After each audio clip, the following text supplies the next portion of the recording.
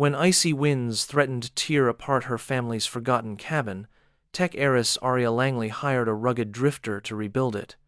She never expected to fall for Heim specially when he had no idea she was hiding a fortune, a past scandal, and a dangerous stalker. Like this story? Subscribe for more intense, fast-paced romance stories that will steal your breath and break your heart.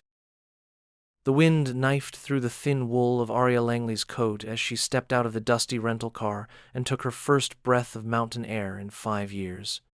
She had imagined the place many times since her grandfather passed, but nothing had prepared her for how utterly forgotten it looked in person. The old cabin, once full of warmth and wood smoke and the scent of pine needles tracked in on little feet, now slumped in its foundation like a weary traveler begging to lie down. The roof sagged. The porch railing was half detached. Shingles littered the snowbank like fallen leaves, and yet it was perfect. No reporters, no board members, no stockholders calling her a liar. No more headlines about how the tech darling of Langley Innovations had allegedly buried billions in offshore accounts. Just her and the wreckage of a past no one else wanted. She slammed the car door harder than necessary. It echoed hollow against the trees. The wind caught her scarf and nearly dragged it from her neck. Aria clenched her jaw, holding the cloth in place with one gloved hand. Her boots crunched over the ice-patched snow as she circled the cabin, surveying the damage. It wasn't just the porch. The back window was shattered, the gutters were warped, and something smelled like mildew. A raccoon, maybe. Or worse. A long sigh bled from her lips. She couldn't do this alone. No matter how badly she wanted solitude, she needed help. The storm predicted to hit tomorrow would tear this place apart, and she wasn't handy enough to fix a paper towel holder, let alone a rotting roof beam. With the sun dipping toward the ridge and the temperature dropping, Aria drove back into town. It was the kind of place with one blinking light, a single gas station, and a combination diner and hardware store that looked like it hadn't changed since the 60s. She parked between 2 dented trucks and pushed through the warped wooden door. A bell jingled overhead. Warmth blasted her cheeks along with the smell of fried eggs and WD-40. Inside, an old man sat behind the counter, reading a yellowed newspaper.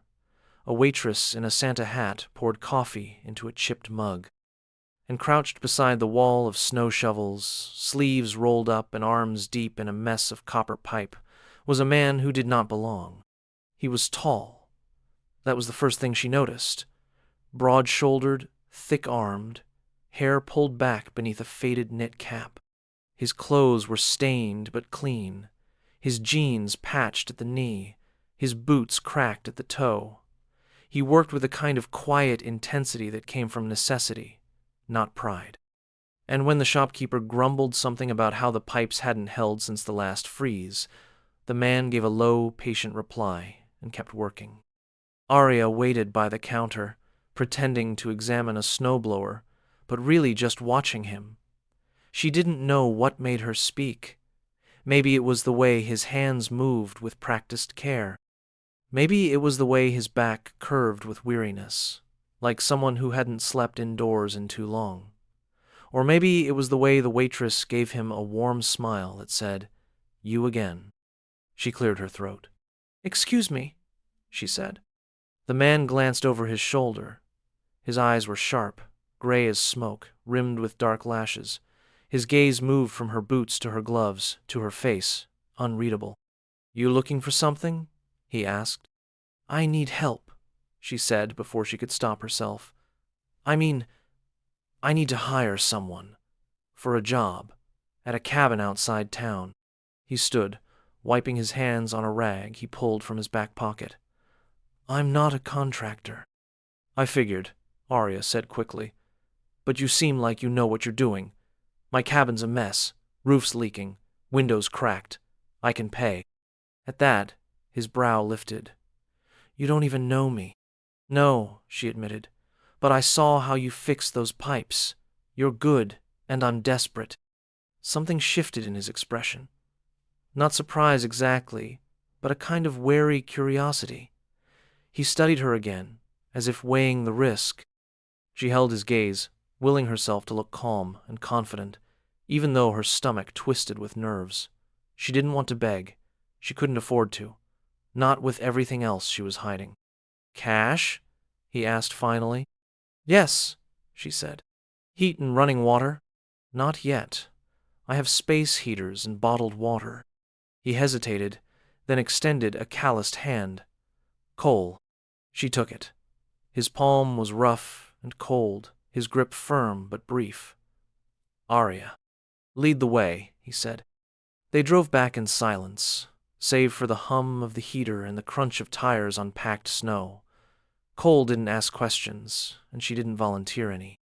When they pulled up to the cabin, he stepped out without a word and started walking the perimeter, boots sinking deep into the drifts. He poked at the sagging eaves, tested the front steps with his boot, and shook his head as a piece of siding peeled away in the wind.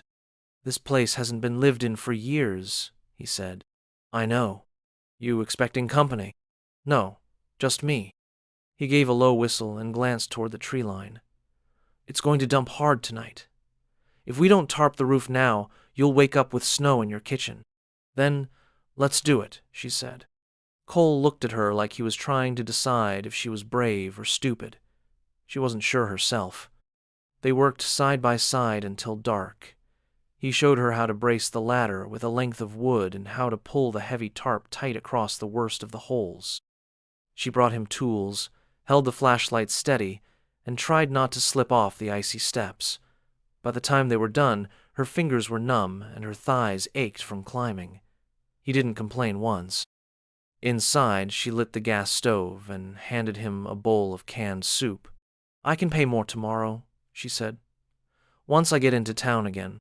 "This'll do for now," he replied, cradling the bowl in his big hands. "As long as you're not planning to skip out." "I'm not," she said. He nodded, eating slowly, methodically, as if it were the first real food he'd had in a while. Arya sat across from him, her own soup untouched. The silence between them stretched, comfortable in a strange way. Outside, the wind howled and shook the trees. But inside, something settled. She'd hired a homeless man to fix her broken cabin, and for the first time in weeks, she didn't feel completely alone.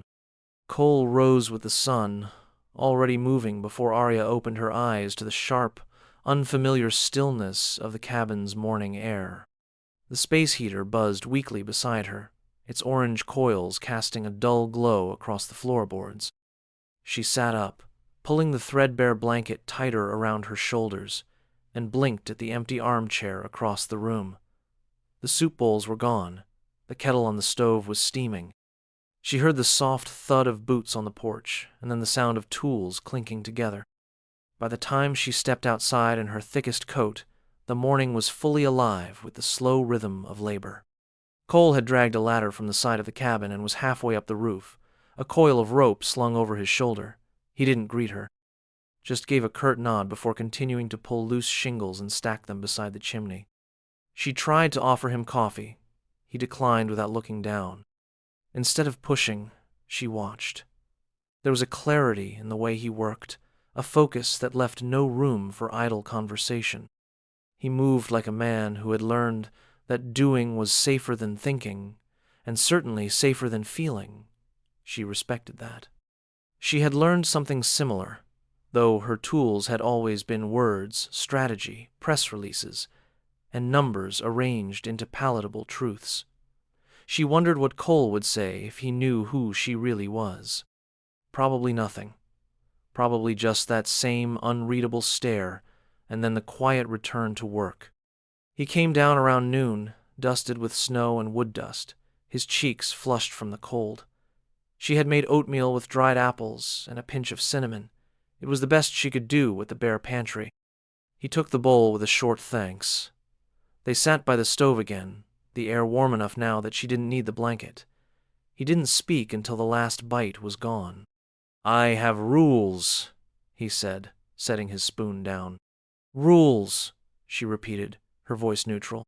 "I don't want to be asked about my past. I'm not interested in anything beyond the work. You pay fare, I stay. You lie to me, I leave. Simple. Arya let that settle. She understood the need to carve out boundaries. She had done the same when the press turned on her, when former colleagues distanced themselves with practiced statements and clipped messages. No comment, they would say. We were unaware of any wrongdoing.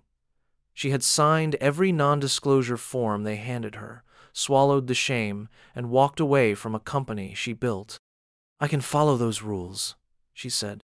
Good, he replied. Then I'll finish the roof today and check the foundation tomorrow.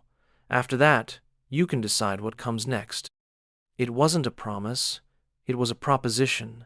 Temporary. Conditional. She nodded and cleaned the dishes in silence, grateful he hadn't asked for more. That afternoon passed in a blur of motion. She offered to help again, and this time he didn't object. He showed her how to measure lumber, how to swing a hammer without hurting her wrist, how to seal cracks in the wood with a heated putty that smelled like tree sap and ash. Her hands blistered. Her shoulders ached. But there was something about the rhythm of it, the purpose and immediacy, that kept her going. They didn't talk much. He wasn't unfriendly, just focused. Every task had a process, and every movement was efficient, deliberate. She started to pick up on small things. The way he paused before climbing the ladder, checking the rung like he didn't quite trust the world beneath his feet. The way he avoided mirrors, and how he flinched at the sound of passing planes. When the sun sank behind the trees, she started a fire in the wood stove while he packed away the tools. The cabin was beginning to feel like a place that could hold warmth again. She made rice and canned vegetables. He accepted a plate, but didn't eat until she sat down, as if unsure whether the food was truly meant for him. They ate quietly. Then, for the first time, he spoke without prompting. You said this place belonged to your grandfather. She nodded. He built it when I was a kid. Used to bring me up here every summer. Taught me how to fish, how to light a fire without light or fluid. He was a good man. What happened to him? Cancer. It was quick. He seemed to understand there was more to the story, but he didn't press. Instead, he leaned back and looked around the room, his eyes settling on the darkened bookshelf in the corner, the cracked lantern near the door, the scratched floor where generations of boots had tracked in dirt and pine needles. You ever think of selling it? He asked. All the time, she said. But I never could. It's the only place that's mine. That word hung between them. Mine. She said it like it had weight, and it did. It carried every lawsuit, every board meeting, every sleepless night scrolling through headlines. It carried the cold stare of her father when he told her she was on her own, and the bitter taste of champagne at the last company gala, the one where they toasted her resignation as if it were a retirement party. Cole looked at her, and for a moment something softened in his gaze. You're not from around here, he said. No. Then why hide out here? She hesitated. There were versions of the truth she could give. A break from the city, a reset, a mental health retreat. All technically correct, none of them real. Instead, she said, because here, no one knows my name. He nodded, and she saw understanding flicker behind his eyes. After dinner, she offered him the smaller bedroom. He declined, said he was fine on the couch. She left a spare blanket anyway. In her own room, she listened to the wind through the trees and the crackle of the fire, and for the first time in weeks, sleep came easily. In the morning, they started again. No questions, no stories, just work. And in the quiet hours between chores and silence, Arya began to feel something she hadn't felt in a long time. Not safety, not yet, but something like it. By the third morning, Arya knew the pattern. Cole would be up before dawn, his boots crunching over frostbitten ground while she still lay half-curled beneath the thin quilt. She would rise to the smell of melted snow boiling for coffee and the scrape of metal against wood as he hauled out his borrowed tools. Conversation remained minimal. Sometimes only a nod or a single word passed between them. Still, She found herself watching him more closely than she meant to. Cole moved like someone who had spent years with his back to the wall and his eyes on the exits. Every task he approached with precision and restraint, yet there was no joy in the work. No humming, no whistling, not even the muttering complaints her grandfather used to lob at jammed nails or crooked boards.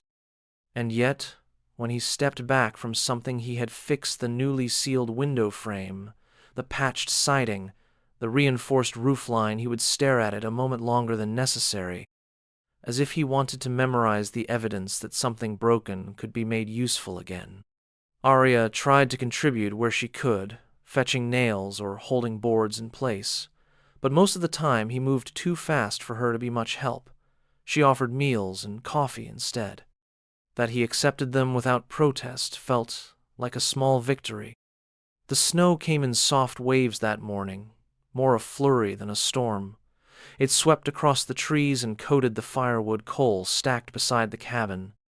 When she stepped outside with 2 mugs of coffee in hand, he was bent over the porch steps, measuring the wood rot and murmuring a calculation under his breath.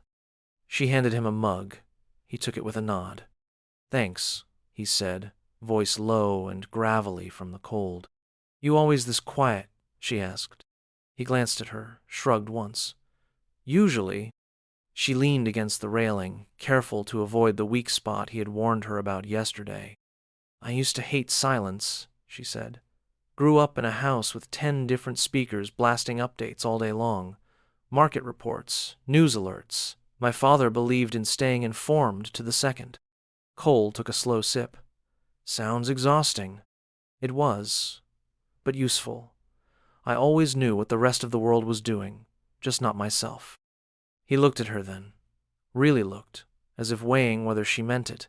She held his gaze. A gust of wind scattered flakes across her boots, but neither of them moved. "City girl," he said after a moment, not unkindly. "Guilty," she replied, smiling. "Then why are you out here, patching cabins and boiling snow for coffee?" Arya's smile dimmed. She turned her face toward the woods, the pine trees weighed down by ice. "I needed to disappear for a while," she said. "Clear my head." He didn't push, which surprised her. Most people back in her other life would have pressed for details, sniffing out a scandal or a confession. Cole just nodded and went back to measuring the steps. By midday, the sun broke through, sending sharp beams of light bouncing off the snow. Inside, they stripped off layers of outerwear to work on repairing the interior walls. Cole had located a section behind the bookshelf that had begun to rot from an old leak. He tore it open with care, cutting away ruined plaster and exposing beams beneath. Arya stood nearby, holding a flashlight. Her arms were tired.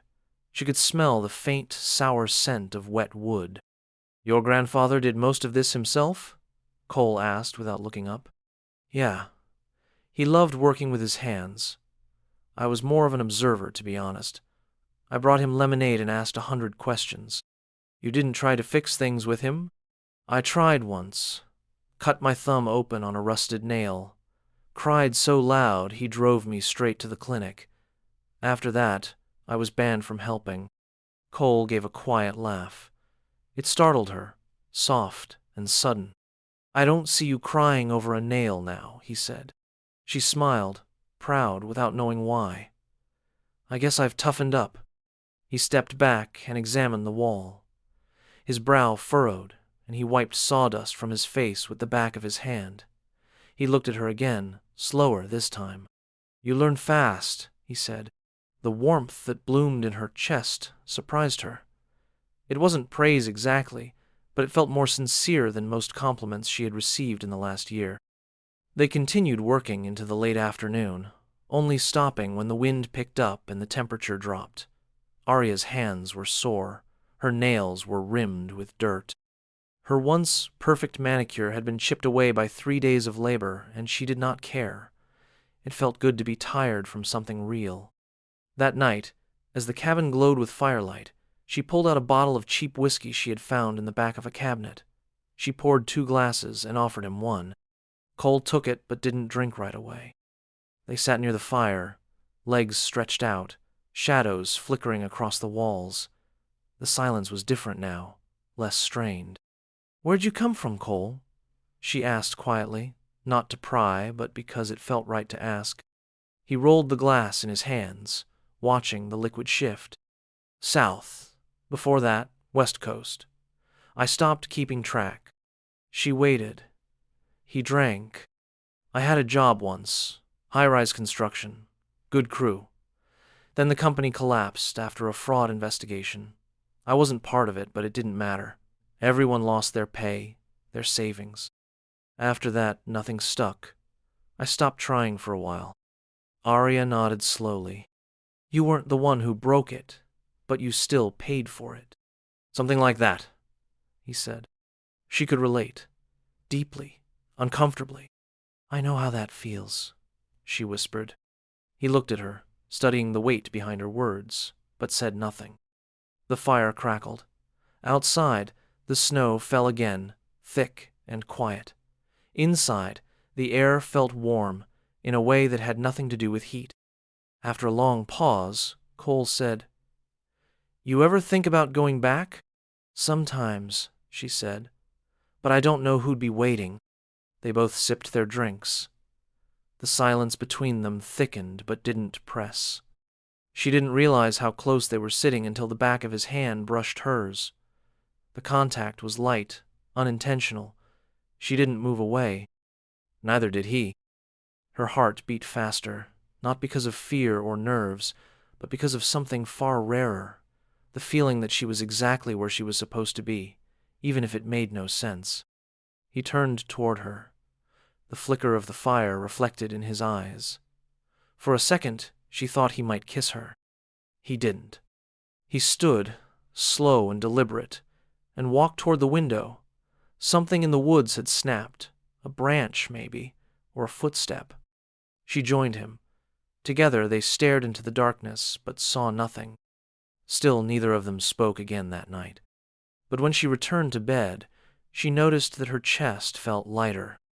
Something was changing, and for the first time in months, she wasn't afraid to let it. The storm arrived early the next morning, a relentless howl that began before sunrise and never let up. Wind slammed against the sides of the cabin like a warning, whistling through every gap in the old frame, even the ones they had already repaired. Snow gusted sideways across the clearing, blinding and constant, smothering the pines until they looked like pale shadows in a dream. Arya stood at the kitchen window with a mug of coffee cupped in her hands and watched the flakes swirl across the porch in frantic spirals. It was beautiful, in a brutal, humbling way. Behind her, Cole dropped another log into the fire. The crack and pop of the flames gave the room a sense of movement that made the tight space feel less still. He had tied back his hair that morning, leaving his face completely exposed. The lines around his mouth were deeper when he was quiet, his expression unreadable. His presence filled the room even when he said nothing, and Arya had stopped pretending not to notice. He glanced at the window and let out a breath. "Not going anywhere today. Not unless we want to get buried alive," she replied. He gave a brief smile.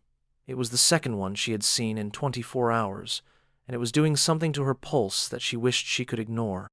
"Power might go," he said, nodding toward the overhead light. "Already have the candles ready. You're learning." She looked at him over the rim of her mug. "I had a good teacher." He held her gaze for a moment, and something unspoken passed between them, a recognition, a quiet acknowledgement of the shift that had begun 2 nights ago and had only deepened with each hour they spent working side by side. Without the option to work outside, the day stretched before them like a long hallway without doors. She offered to help patch the floorboards in the bedroom. He agreed with a shrug, and they spent the first few hours on their knees, prying up warped planks and cutting replacements from salvaged wood. The work was slow, repetitive, and oddly intimate. Their hands brushed more than once. She could feel the heat of him beside her as they leaned over the same beam.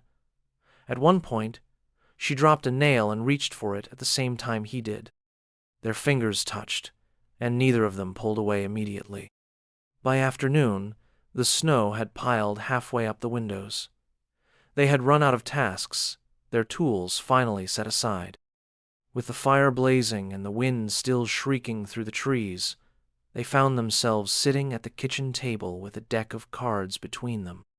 Cole shuffled with easy competence, as if it were something he did often, though she doubted he played with anyone regularly. "Poker?" he asked. "I have no cash," she said.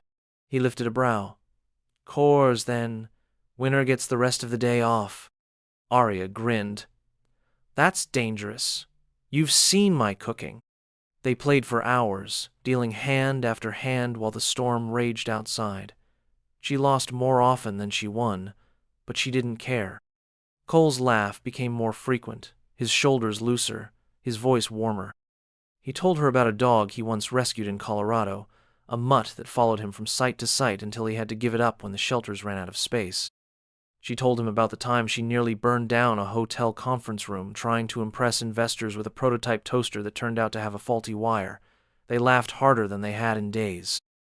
When she excused herself to the bathroom, she caught her reflection in the mirror. Her cheeks were flushed, her hair frizzy from the dry heat of the fire. There were smudges on her sweater and a stain of paint on her wrist. Still, she looked more alive than she had in months, and underneath that glow, a pulse of fear beat quietly. She liked him. More than she should, more than was wise, and he had no idea who she really was. She stepped back into the room and found him standing near the fire, turning a framed photo over in his hands. It was one of the few still hanging on the walls. Her grandfather, grinning with a trout in his hand, arms slung around a much younger Arya, maybe 10 years old, covered in mosquito bites and dirt, beaming like she had just won a trophy. "I thought I saw him once," she said quietly. "After the funeral, I was half asleep in my office, and I thought he was standing by the door, but it was just the reflection of my own shadow. I think I was hoping someone would still be proud of me." Cole turned the frame once, then set it back on the mantel with care. "He would be," he said. "If he built this place, and you came back to save it, I think he'd see that." The room went quiet. Not the brittle kind of quiet that followed awkwardness, but something denser, more charged. She could hear the wind groaning outside, the logs shifting in the hearth, and the slow inhale and exhale of her own breath. She stepped closer, not really thinking, not needing to. "Cole," she said softly. He looked down at her, eyes shadowed and searching. She reached up, brushed a splinter from his shoulder. Her hand stayed there. His breath hitched. "I've been trying not to," she whispered. "Me too," he replied. She moved closer, and when he leaned in, it was like gravity had finally caught up with them both. The kiss was soft at first, tentative, as if they were both waiting to see if it would break something. When it didn't, it deepened, slow and sure. He tasted like wood smoke and whiskey. His hand found her waist. Hers curled into the fabric of his shirt. For a long moment, everything else fell away. The storm, the past, the secrets. It was only them, pressed together in a cabin that had once been silent and forgotten. Then a sound cracked through the quiet. A noise from outside, not the wind. Something sharper, a branch snapping, but close, too close. Cole pulled back, already alert. He crossed to the window in 3 quick strides, peering out into the white wall of snow. Arya followed, heart thudding. Nothing moved. He waited another second, then reached for the flashlight near the door. "Probably nothing," he said. But his voice had changed, tense, guarded. She nodded, though her skin prickled. They watched for several minutes. The woods offered nothing but shadows. Still, neither of them sat back down. That night, long after they had moved to their separate corners of the cabin, Arya lay awake with the kiss still burning on her lips and a knot forming deep in her gut. She wanted to tell him everything, about who she was, what she had left behind, what had driven her to flee to the mountains and bury herself in wood and silence, but she said nothing. because she had seen the look in his eyes when she offered him the job. The way he had scanned her clothes, her car, her hands. He had assumed she was broke, struggling, like him. And she had let him believe it. Now, with her heart suddenly involved, she was no longer sure if that had been a survival tactic or something far worse. She was no longer sure if he would forgive her. The snow let up the following morning, but the quiet that followed was far from peaceful. It was the kind of silence that pressed too close to the skin, that hummed in the background like a warning. Arya felt it the moment she stepped outside. The wind had calmed, the trees stood motionless, and the air held a stillness that didn't belong in nature. She pulled her coat tighter and turned slowly, eyes scanning the tree line around the cabin. There were no tracks, not from animals, not from people. The blanket of snow was smooth and undisturbed, which should have comforted her. Instead, it made her nervous. She thought again of the sound they had heard the night before, the sharp snap of something more intentional than a branch bowing under snow. It could have been a tree limb, she told herself. Maybe an animal had shifted through the underbrush and left no sign, but she did not believe it. Inside, Cole was checking the firewood stockpile. He had said little that morning, moving with his usual efficiency.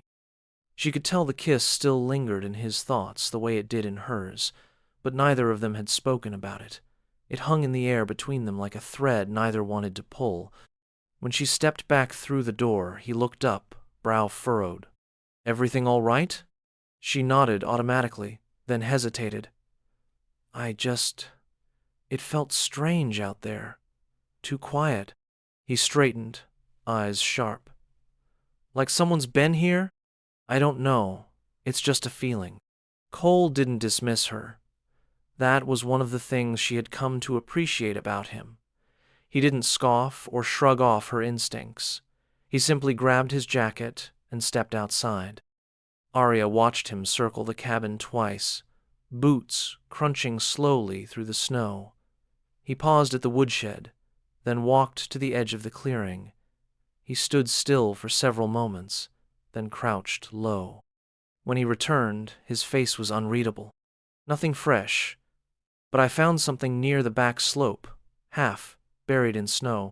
"What was it?" He reached into his coat and pulled out a thin black object. A glove. Expensive. Leather. Unfamiliar. Her stomach dropped. "That's not mine," she said. "I figured." They stood there in silence. The fire snapped behind them, but neither turned to tend it. "I've had problems before," Arya said finally, voice low. "People following me. Someone sent messages, emails. They said they were watching." Cole's eyes locked on hers. "When?" "Months ago. Before I came here. I thought it was over after I left, after I disappeared." He looked down at the glove again, then slid it into the side pocket of his coat. "Why didn't you tell me?" She looked away. Her hands curled into fists before she could stop them. "Because I didn't want to bring you into it, and because you don't really know who I am." The words hung there, heavy, dangerous. He didn't press. Not yet. "Lock the doors," he said instead. "All of them. I'll check the woods again before it gets dark." She did as he asked. Every window, every back entrance, every tool shed.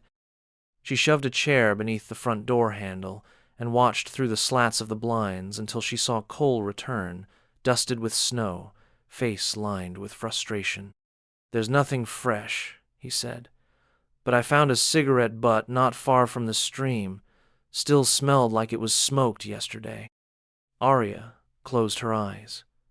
She had hoped she was being paranoid, that it was just a lingering echo of a bad year and too much isolation, but now she felt something else. The sensation of being watched, of being tracked. That night, neither of them slept well. Cole stayed in the armchair by the door, half dozing with a crowbar within reach. Arya lay on her side in bed, one ear tuned to every creak and gust of wind. At some point she drifted into a fitful sleep, only to be pulled awake by the sound of glass rattling in the kitchen. She rushed from her room, heart racing. Cole was already there, barefoot, crouched near the back window. "What happened?" she whispered. "The latch was loose," he said. "Could be the wind." They both knew it wasn't. She took the morning to distract herself by rearranging the supplies in the pantry, trying to give her hands something to do. She found a small box of her grandfather's old belongings, tucked behind a stack of canned peaches.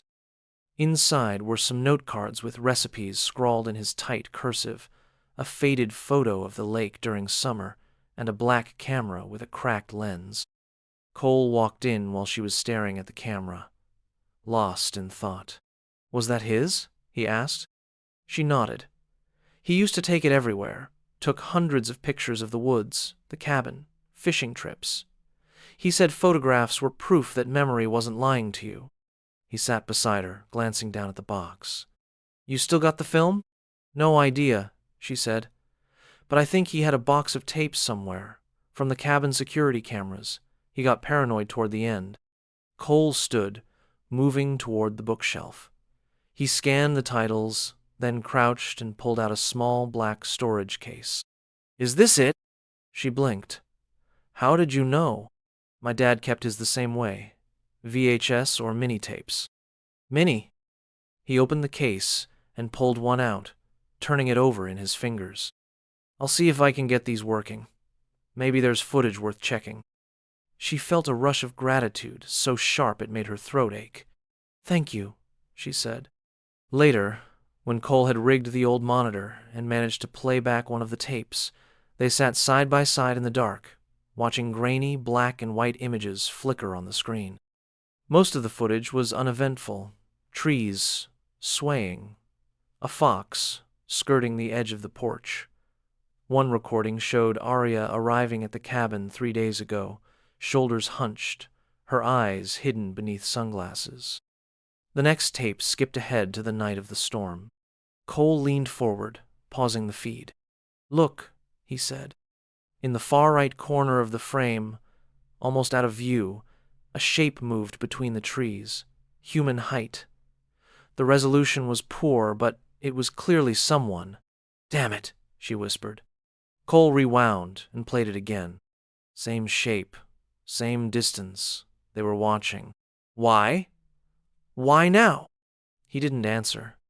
But she had an idea, one she had been avoiding. It was time to tell him. Not because she owed him a confession, although she did. Not because she feared what he might think, although she did. But because the danger was no longer just her own. Someone had followed her into the woods. Someone had found her even here. Cole turned to her, eyes steady. "You know who might be doing this, don't you?" She nodded, barely. "Then you need to tell me what you're running from." She swallowed hard. Her voice was quiet, but it didn't waver. "My name is Arya Langley," she said. "I'm the former CEO of Langley Innovations. I walked away from a company worth billions because someone inside was laundering money through our subsidiaries. When I discovered it, I tried to stop it.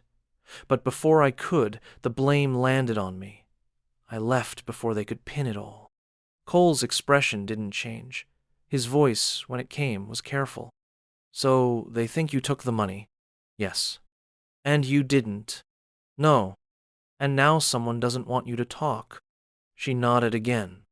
He looked at the monitor one more time, then back at her. "I'm going to help you," he said. "But from here on out, no more lies." "I promise," she said. He stared at her another long second. Then he stood and started boarding up the windows. The next 2 days passed under a heavy hush, as if the cabin itself had drawn a breath and was holding it.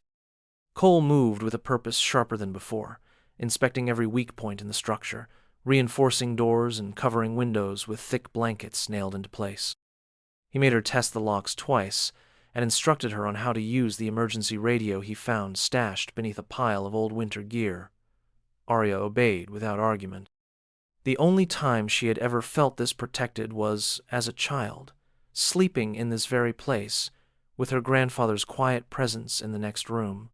Still, the weight of what she had shared sat thick between them. Cole had not asked many questions after she told him the truth about her identity and the scandal that had forced her into hiding. but she could feel his thoughts circling it, and she could feel her own regret swelling with every hour he remained by her side. He had not left. That mattered. But he also had not looked at her the same way. She caught him outside the next morning, staring off into the woods with his shoulders hunched, as if listening to something only he could hear. She called his name, but he didn't turn at first. When he finally did, his eyes were shadowed with something she didn't understand. "You still want to stay here?" he asked. Arya nodded.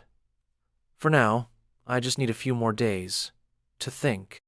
His gaze softened a little, and he gave a small nod before going back to work. By the afternoon, the sky had shifted.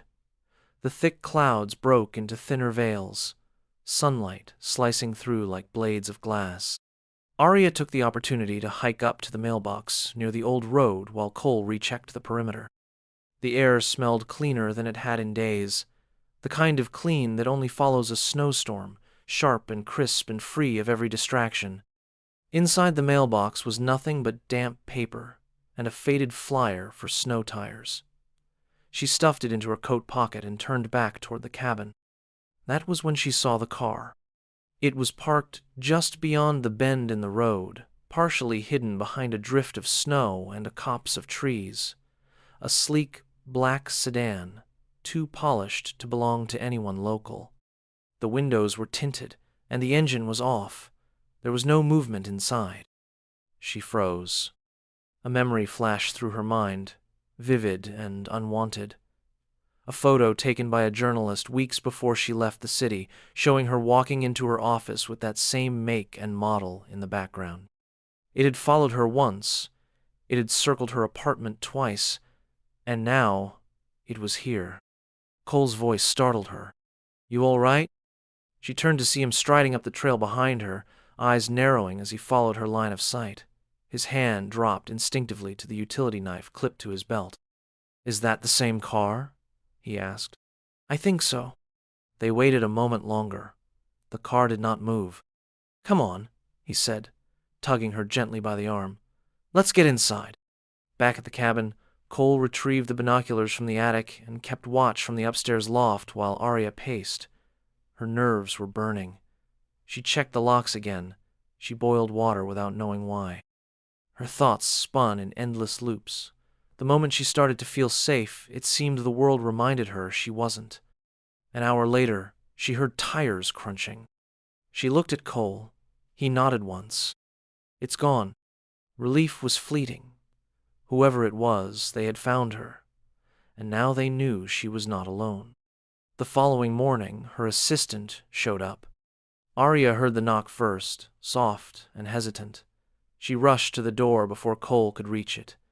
When she swung it open, the sight nearly knocked the wind out of her. Lena stood on the porch, bundled in a designer coat, cheeks flushed from the cold, breath clouding in front of her lips. She looked out of place, like someone from a different story entirely. "Arya," she said, her voice half broken. "Thank God." Arya pulled her inside before the wind could push past them. Cole appeared in the doorway to the living room, jaw clenched, eyes suspicious. "This is Lena," Arya said quickly. "My former assistant. She's okay."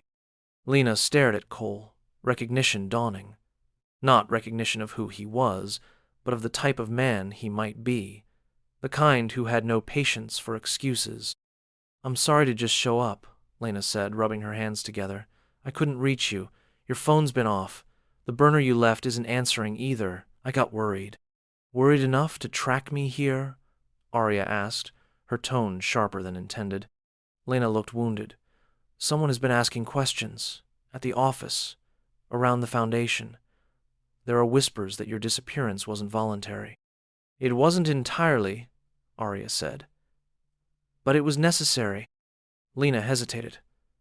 "I think they're getting ready to pin everything on you. The board is getting bold. And someone is definitely watching the old apartment. I thought if I could find you first." Arya held up a hand, overwhelmed. She turned toward Cole. His expression was unreadable again, his body still. "I'll talk to her alone," she said softly. He nodded and stepped out onto the porch without a word. Once they were alone, Lena paced the room like a cat who had been caged too long. "I know I shouldn't have come," she said, "but I couldn't just sit there while they erase you. They're cleaning house. They've already sealed your old accounts. And Arya, they've hired someone." "What do you mean?" "I don't have the full picture, but it's not a lawyer. It's someone off the books. There's a rumor you're going to testify in court. They think you have files." Arya swallowed. Her fingers trembled. "I don't have anything," she said. "Doesn't matter. They think you do." Lena opened her purse and pulled out a small flash drive. "I backed up some of the logs from the Phoenix contracts. I don't know if it's useful, but I had to do something." Arya took the drive with shaking fingers. "Thank you. You need to go to the authorities. You can't keep hiding here." Arya looked away. When Lena left an hour later, escorted by Cole to her car and warned not to return, the cabin felt different. Not less safe, but exposed. She watched him reappear at the door, eyes searching her face.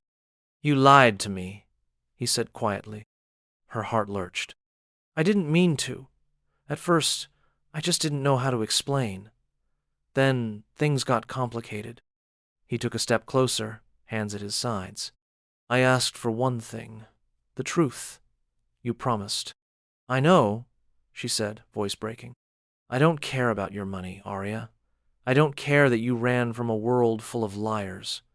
But I do care that you didn't trust me enough to tell me. I was scared." "So was I," he said. "Still am." She looked at him, really looked. The man who had shown up to fix her cabin was not the man standing in front of her now. He was more than that. He had become part of the fragile structure she had rebuilt around herself. "I'm sorry," she said. "Truly." He stood in silence for a long moment.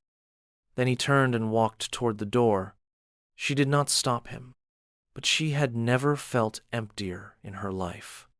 The silence after Cole left stretched endlessly through the cabin, wrapping around Arya like a second skin. She did not cry, not immediately. Instead, she stood at the window, watching the path he had taken disappear into the snow. The trees swallowed him quickly. One moment he was there, just a dark figure in the clearing, and the next he was gone. The emptiness in her chest was not new. She had felt it when the board voted behind her back. She had felt it when the media twisted her resignation into a scandal. She had felt it when she walked away from the company she had built, taking only what she could carry and the hope that maybe, somewhere, she could become a version of herself worth believing in again. But this was different. Losing Cole hurt in a deeper place, not because he had left, but because she had made it impossible for him to stay. She sat by the fire for hours, unmoving. The flash drive Lena had given her sat on the table beside her, untouched. She stared at it without seeing. Her thoughts were thick, her body heavy. Outside, the snow fell again, a slow, steady drift that masked the sounds of the forest. Even the birds had gone quiet. When darkness fell, she finally moved. Not because she wanted to, but because fear began to crawl up her spine. Every creak in the cabin sounded louder now. Every gust of wind against the wall sent her heart into her throat. She checked the locks again, closed the curtains, lit a candle beside her bed. Sleep did not come. The next morning, something was wrong. The door to the woodshed stood open. She had locked it the night before. She was certain. She remembered turning the key, sliding the bolt. Now it gaped slightly, snow drifting in across the threshold. She approached cautiously, her boots crunching.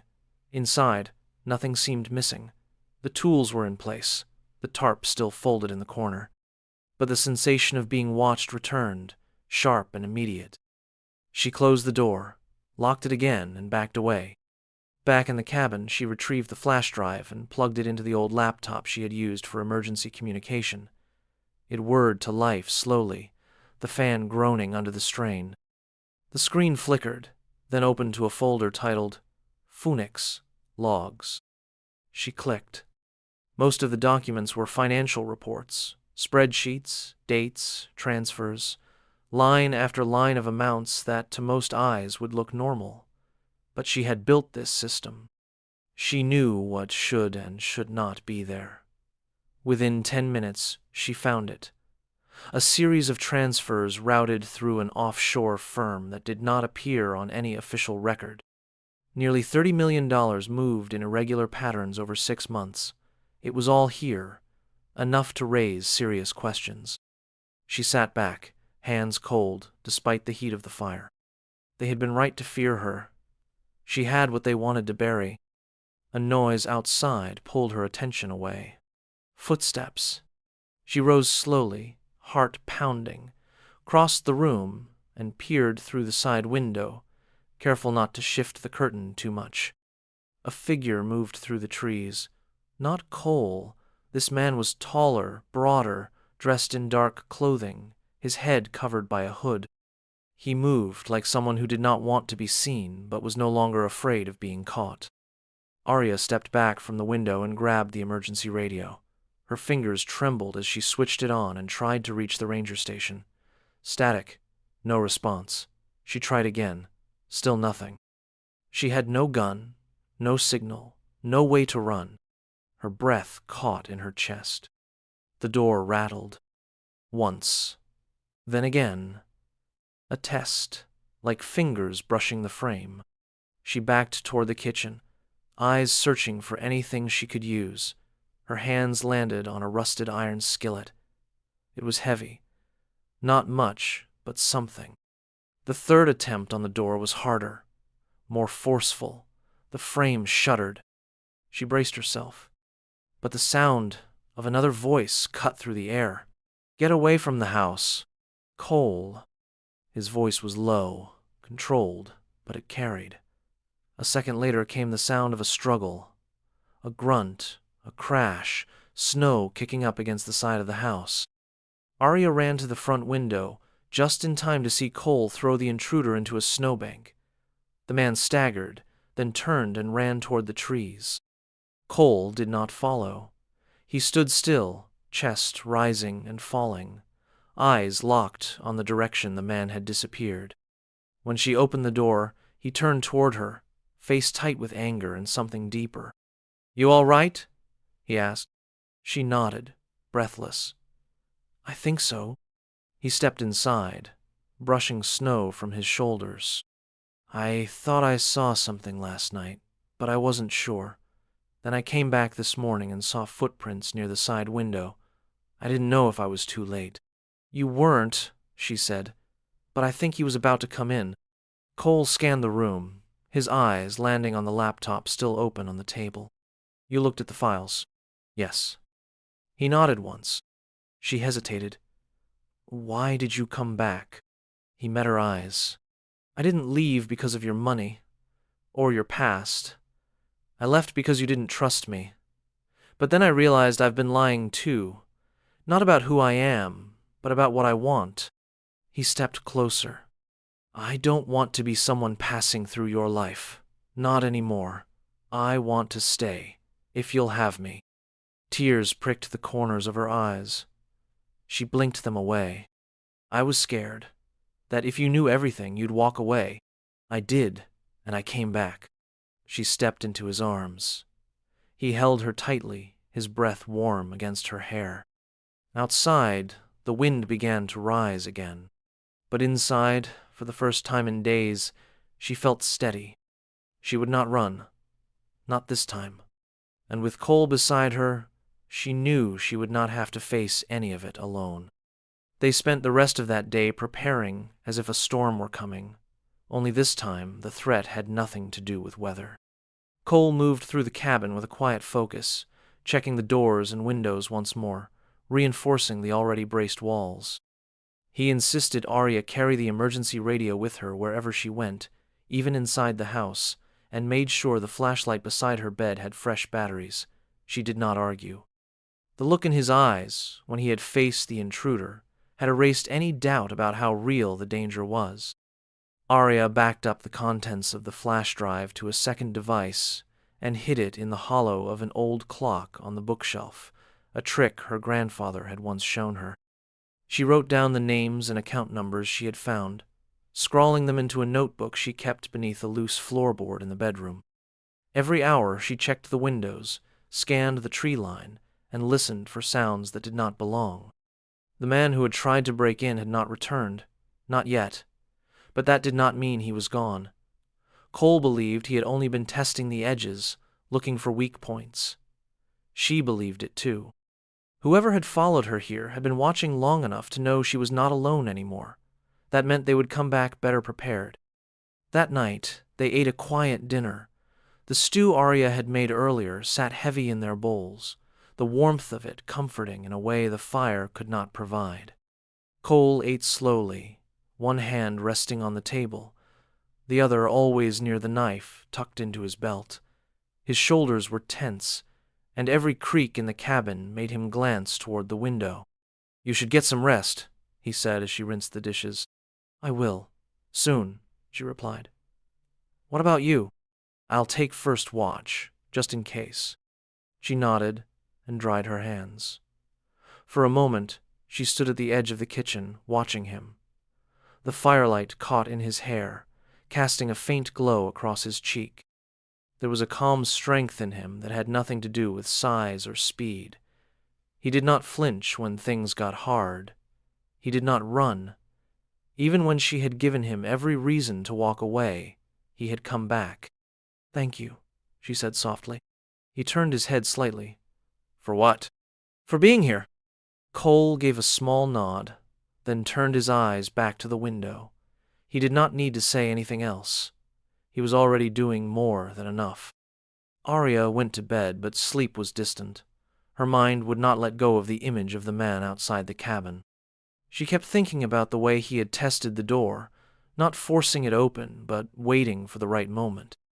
She wondered if he had been sent by someone on the board, or if he was simply hired by someone looking to destroy the evidence. It did not really matter. The goal was the same: silence her. When she finally drifted off, the dreams came fast and heavy. She saw her office, flooded with water, her name torn from building signs. Cole sinking into snow as hands reached from the shadows to drag him down. She woke, gasping, heart racing, sweat dampening her shirt despite the cold air. She threw back the covers and stepped into the hallway. The fire had burned low, casting long shadows along the walls. Cole sat in the armchair, back straight, eyes alert. He looked over as she approached. "Couldn't sleep?" he asked. She shook her head. "Bad dreams." "Sit," he said, gesturing toward the couch. She did. He reached into the bag beside him and pulled out a thermos. "Tea," he said. "Made it an hour ago." She took it with a small smile and sipped. It was warm and bitter, but it helped. They sat in silence, listening to the wind scrape across the roof. Arya watched the shadows dance across the walls and tried not to let her fears swallow her whole. Cole glanced at her again. "I've been thinking." "About what?" "The file. The one Lena gave you. You said it's enough to raise questions." "More than questions," she said. "If it gets to the right people, it could start an investigation. The kind that doesn't get buried. Then maybe it's time to stop hiding and send it." Arya lowered her cup. "How?" "If I try to upload it, they'll track it. If I go to the wrong person, it disappears before anyone sees it." "You trust Lena?" "Yes." "Then let me take it to her. I can move faster. Less risk of you being seen." "No," she said quickly. "I'm not letting you put yourself in that kind of danger." He leaned forward. "Arya, this isn't just about you anymore. You said it yourself. Whoever is after this isn't stopping. If you wait too long, they'll get what they came for." She looked away, torn. "We do it together," she said finally. "We make the drop and leave town. Go straight to someone we trust, someone public. Do you have anyone in mind?" She hesitated, then nodded. "An old journalist. He helped me once, back when I first started.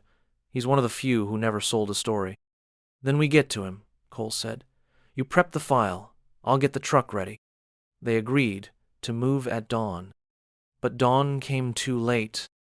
The sound of glass shattering from the back room broke the stillness like a gunshot. Cole was up in an instant, grabbing the crowbar beside the chair.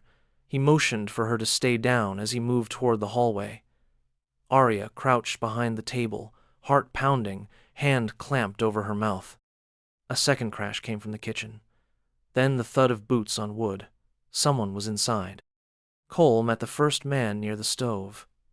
Arya could not see the fight clearly, only the blur of movement and the grunt of impact as bodies collided.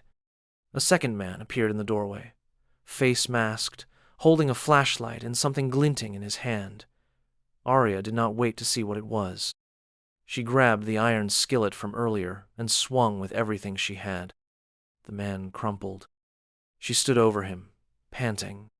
Cole emerged seconds later, dragging the first man by the collar. His lip was bleeding, but his eyes were clear. "That's two," he said. "There might be more." They tied the intruders with extension cords and shoved them into the pantry. Arya locked the door, chest heaving. "We need to go," she said. Cole nodded. "Get the file." She grabbed the flash drive and the backup, then followed him out into the snow. The truck was waiting, engine already running. Cole drove while Arya watched the road behind them, checking for headlights. They didn't speak for the first hour, but when the mountains fell behind them and the lights of a small town appeared ahead, Arya reached for his hand. He took it without hesitation. They had survived. Now came the fight to make it count. The snow was long behind them when the first light of morning touched the horizon.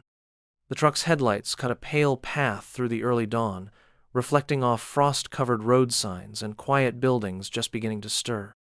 They had driven through the night without stopping, taking back roads and keeping off the grid. Arya had never realized how many towns could exist between mountains and cities, each one small enough to vanish if you blinked. Cole kept his hands firm on the wheel and his eyes on the road, only speaking when necessary. She stayed awake beside him, both of them powered more by adrenaline than sleep. When they reached the edge of the town where Arya's old contact lived, it was just past 7. The streets were still quiet, dusted in a light coat of frost that gave every roof and sign a shimmer of silver. Arya directed Cole down a narrow street, then pointed toward a corner bookstore with a chipped green awning. The shop was closed, its windows dark, but a narrow alley beside it led to a door with a small gold number pressed above the frame. Cole pulled over, cut the engine, and sat back. "Sure this is the right place?" he asked. "Yes," Arya said, her voice rough from hours of silence.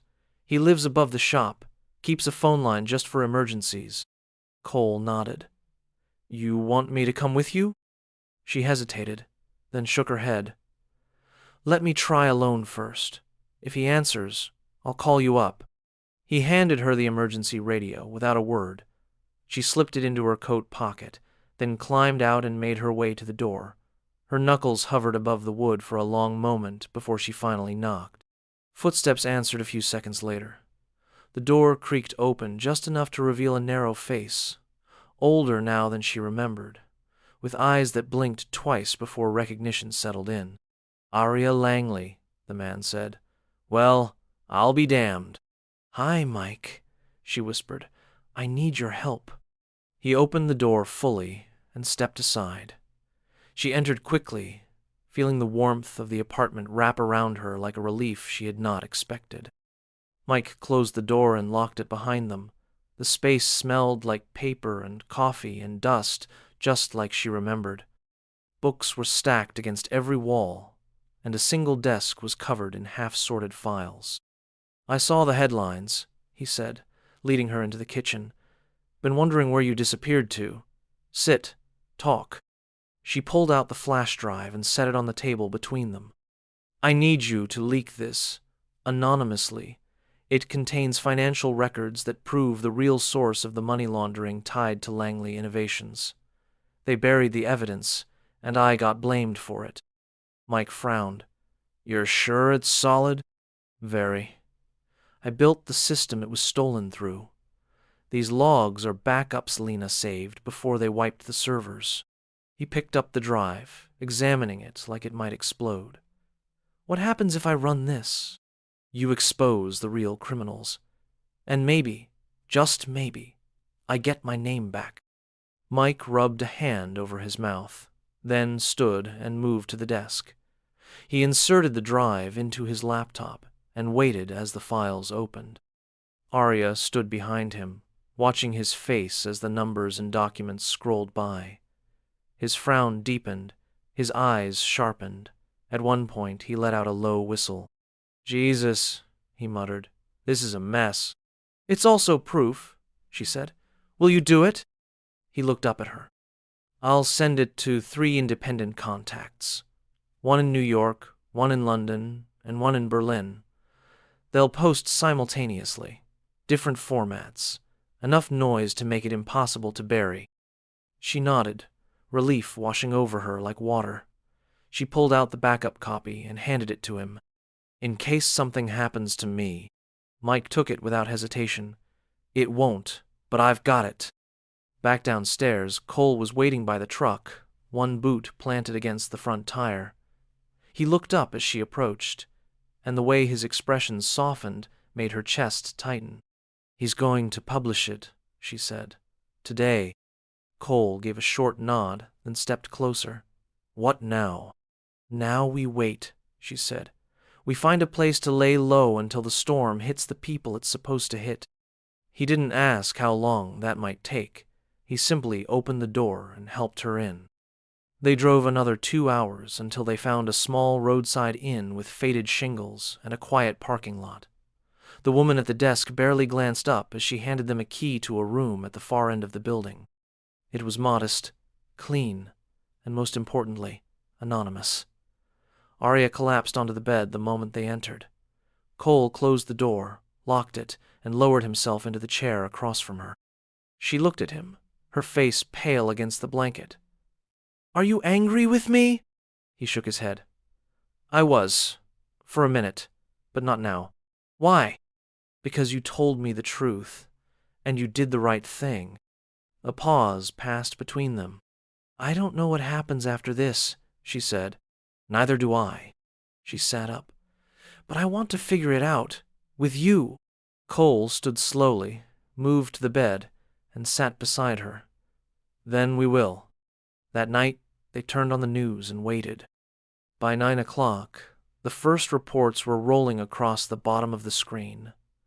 Anonymous documents, financial corruption, federal investigations, pending, a journalist in Berlin citing confidential sources, a feature story teased in the New York Times about whistleblower files implicating board members at Langley Innovations. Arya sat motionless, eyes wide, hand clenched in Cole's. By midnight, the company's stock had dropped 17%. By morning, there was an arrest warrant issued, but not for her. Arya Langley's name was nowhere on it. Cole turned off the television and pulled her into his arms. She did not speak. She only held on to him as tightly as she could. They had fought, they had lost, they had nearly been destroyed. But now, in the space between what had ended and what might begin, they were finally free. Free to rebuild something new, together. Spring arrived in the mountains slowly, like someone returning from a long journey and unsure of their welcome. The snow melted day by day, revealing the uneven ground beneath and the skeletons of fallen branches left behind by the winter storms. Arya stood on the porch of the cabin with her hands in her jacket pockets, watching the last few patches of ice shrink in the shadow of the trees. Birds had returned to the pines. A pair of squirrels chased each other through the bare branches above the roof. The forest was waking up, and so was she. The cabin looked different now, stronger. Cole's work had given it new life, and together they had continued shaping it into something better. The broken windows were gone, replaced with fresh panes sealed tight against wind and rain. The walls no longer leaked cold air. The porch railing had been rebuilt, and a new bench sat near the front steps, a place to sit with a mug of coffee and listen to the world without needing to speak. Inside, the hearth burned low. Cole knelt near the firewood stack, brushing dust from the tools he had kept in a weatherproof crate. Arya watched him through the open door for a moment before stepping inside. "It's warm enough now that we might not need the fire tomorrow," she said. Cole looked up with a half-smile. "That'll be the first time in months." He stood and wiped his hands on a rag. She stepped into his space, and he instinctively wrapped his arms around her waist. They had fallen into these small gestures without thinking, like puzzle pieces clicking into place after being lost in a box of mismatched parts. He kissed the top of her head, then rested his chin there for a moment. "You sure about this?" he asked. Arya leaned back and met his gaze. "You mean staying?" "I am. I've never been more sure of anything." He brushed a lock of hair from her cheek. "You're not afraid it'll catch up with you again?" "It already did, and I faced it. Thanks to you." Cole held her there a moment longer, then pulled back and walked to the table where an open envelope sat waiting. He picked it up and handed it to her. The envelope contained a formal letter on heavy cream paper. Langley Innovations, now under new leadership, had cleared her name. The financial records had prompted an investigation that revealed multiple instances of fraud by board members, all of whom were now either indicted or under scrutiny. The media had shifted. Articles about scandal had turned into stories about redemption. Arya Langley, once accused, was now seen as the woman who walked away from power to expose the truth. A return offer had been made, a seat at the board, an executive advisory role. The letter was generous, carefully worded, and unsigned by anyone she still trusted. She folded it and set it aside. "They think I'll come back," she said. Cole raised an eyebrow. "Are they right?" "No," she said simply. "Let them find someone else to sit in a glass tower.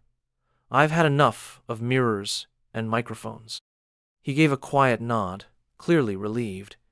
He had not pressured her either way, but she knew part of him had been holding his breath. "What do you want to do now?" he asked. She looked around the cabin. The sunlight reached through the windows and spilled across the floorboards. Dust floated in the air like golden sparks. It did not look like a place to run from anymore. It looked like home. "I want to rebuild," she said. "Not just the cabin. I want to start something new, something small and honest." He tilted his head. "Like what?" "I've been thinking," she said. "There's a lot of people out there who never get second chances. People like you. Like me. People who've been judged by a headline or a record instead of who they really are. I want to build something for them. A non-profit, maybe. A place that helps people restart." Cole considered her for a moment. "You want to save the world from a cabin in the woods?" She grinned. "Why not? The best stories start in places like this." He walked over and kissed her, slow and certain. When he pulled back, he looked at her as if memorizing her all over again. "I'll help," he said. "I was counting on that." They spent the afternoon hauling the last of the winter debris from the property, clearing paths, and planting the first herbs in the small patch of soil Arya had claimed behind the house. The work was light but satisfying, made better by the shared effort. They laughed when Cole's boot got stuck in the mud, and she toppled sideways trying to free it. He helped her up, and they stood there, hands dirty, faces bright with laughter. That night, they cooked over the fire instead of the stove. Cole grilled fish he had caught that morning, and Arya roasted potatoes in foil buried beneath the coals. They ate outside on the bench, wrapped in a single blanket, watching the stars appear one by one. "Do you think it's always going to be this quiet?" she asked. "No," he said, "but I think we'll be ready when it's not." She leaned her head against his shoulder. A fox darted through the clearing, and a breeze carried the scent of pine through the air. Somewhere in the distance, an owl called. The cabin behind them glowed with the light of a place that had been tested and had endured. Arya thought back to the moment she had first seen Cole, crouched beside a broken pipe in a hardware store. She had hired him to fix something she thought was broken, but he had done more than that.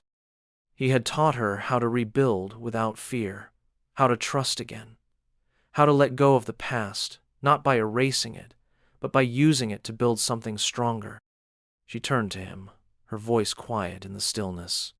"I'm glad it was you," she said. He looked down at her, his eyes soft and steady. "Me too." She had hired a homeless man to fix her cabin, but what he had really rebuilt was her life. And this time, it was built to last.